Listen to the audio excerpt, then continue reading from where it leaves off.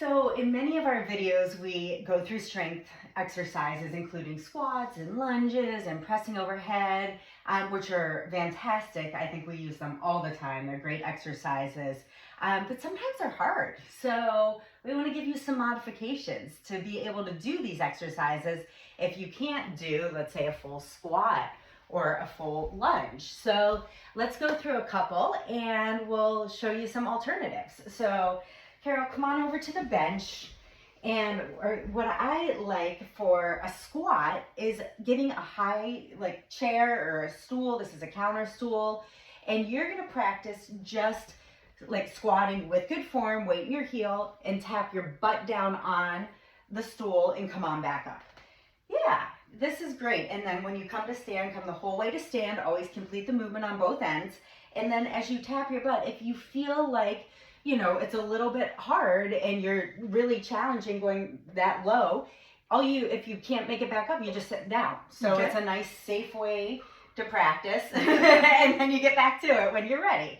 And then you can progressively lower the surfaces. So then you can go to a sofa or just a regular kitchen chair until you can do a squat without having that support behind you. I like it. And then another way to do it is at the wall. So if you want to back into the wall, bring your feet out, and you're just going to work on slowly sitting down a little bit. Okay, but the problem that I find is my patients don't put their feet out far enough.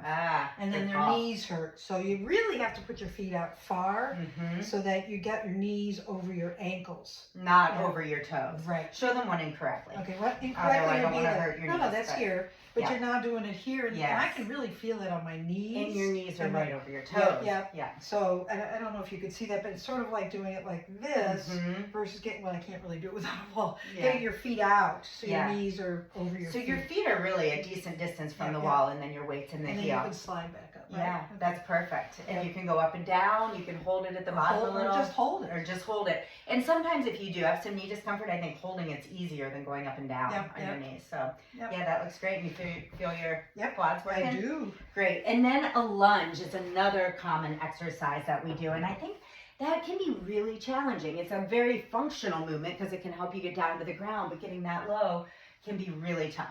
So Carol's going to show us how to modify with a narrower base of support so your feet aren't quite as wide. And you're just going to hold on, kitchen counter, step forward a little bit. Can you see me in there? Just move forward a little, yeah. Oh, okay. Yeah, perfect. And then you're just going to go down a little bit. Again, though, the knee. Yes. What you don't want is this. I see a lot of people lunging like that. Yes. Straight. This should be a straight line. Yep. So if I have to go back further, I go back further. Yep. And you can, again, just hold at the bottom. Right. You can do little pulses. You can come up and down and just you in your go comfortable all the way range. down. Look at you go. That's great. But it is true. I mean, lunging is not a forward progression. I like to tell people it's like your shoulders and your hips are stacked, and it's like you're lowering down like an elevator. Was I straight when I did You were straight, yeah. So you can just, again, modify by holding on, limiting the range of motion, holding at the bottom, and then you'll be able to progress from there by going a little bit deeper, going up and down. So, and then eventually not holding on at all. Yeah, those are great suggestions. I love them. And then a little bit for the upper body too. One thing that I think we do a lot of, we should be able to maintain pressing overhead, and pressing overhead with a little bit of weight as well is so good for both bone health, but also just functional movements. We're reaching up all day. And sometimes it can be quite challenging or even painful on the shoulder. So Carol came up with a great way to modify this, I love. But what you're gonna do is kind of lean into the wall with your arms about shoulder level, but then drop your chest down. So your arms technically are a little bit higher than shoulder level. And you're just gonna press, like you're pressing away.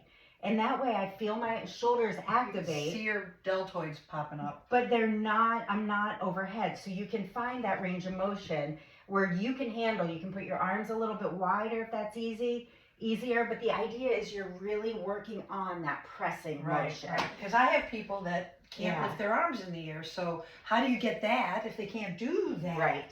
All right, so I love that they can push and get something even at this level. That's a great one. Yeah, well and then the last one would be like a chest press. I'm not going to put the mat down, but sometimes we want to think about being able to push. Like we push doors open, we push things in front of us.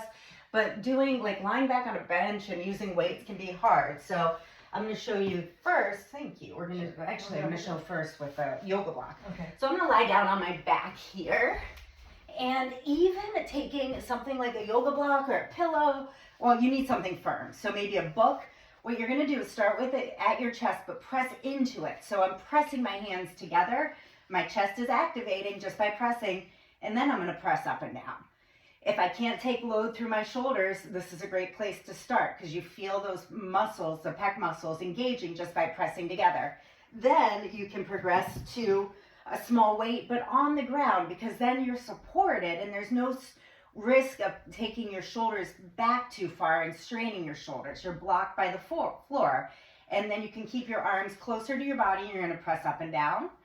And then you can even come out a little bit so you're more in kind of a T motion. But doing it on the ground is a great way to start rather than doing this on a bench or letting your arms go behind you. So you have that support. Love it. And even if it's just starting with one weight, up and down, wherever you feel comfortable, and you want to be able to do these movements without strain in your joints. So those are some of our modifications. I love it. Anything else? No, those are perfect. Great. Thank you. Yeah, so give it a try if you're having trouble with some of the other exercises.